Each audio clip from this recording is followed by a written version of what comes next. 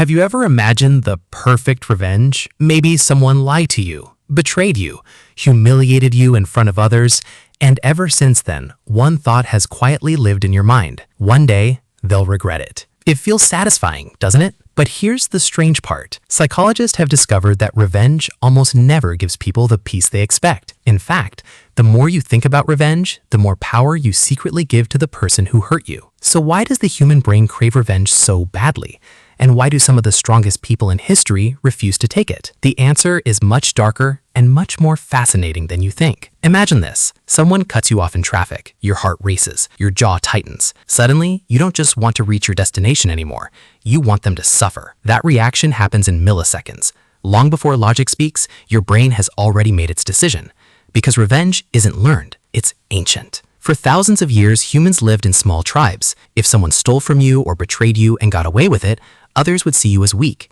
Your survival depended on your reputation. Revenge became the brain's way of saying, "Don't mess with me." In ancient times, that instinct protected people. Today, it destroys them. Here's what makes revenge so dangerous. Before you get revenge, your brain predicts happiness. It imagines relief, justice, closure. It convinces you that one moment will erase weeks, months, maybe even years of pain. But after revenge actually happens, most people don't feel free. They replay the event again and again and again. Instead of ending the story, revenge keeps the story alive. Psychologists call this rumination. Your brain keeps reopening the wound because it believes it's solving the problem, but it's actually feeding it. Think about the last argument you couldn't let go of. Did replaying it make you happier, or did it steal even more of your time? Now here's something even stranger. Imagine two people are betrayed. The first spends years planning revenge. The second quietly built a better life. 5 years later, who really won? The first person stayed emotionally attached to the past. The second turned pain into progress. One remained trapped, the other escaped. That's the biggest illusion of revenge.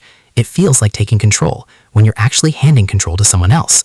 Because every angry thought, every fantasy, every sleepless night still revolves around the person who hurt you. They're living rent-free inside your mind. And here's something most people never notice. The opposite of love isn't hate, it's indifference. Love and hate both require emotional energy. Both keep someone important in your life. Indifference removes them completely. That's why moving on often hurts more than revenge. Because your brain doesn't want to let go. It wants answers. It wants fairness.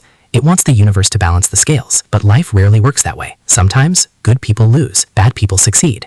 And that uncertainty drives the brain crazy. There's even a psychological experiment that revealed something surprising. Participants were given a chance to punish someone who treated them unfairly. Before taking revenge, they expected to feel satisfied. Afterward, they actually felt worse. Why? Because revenge forced them to keep thinking about the person who hurt them. Instead of closing the chapter, they accidentally highlighted it. It's like trying to erase a drawing by tracing over it. You only make it darker. But don't misunderstand. Forgiveness doesn't mean pretending nothing happened. It doesn't mean trusting people who broke your trust.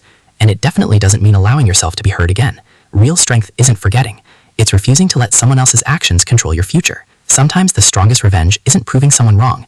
It's becoming someone they can no longer reach.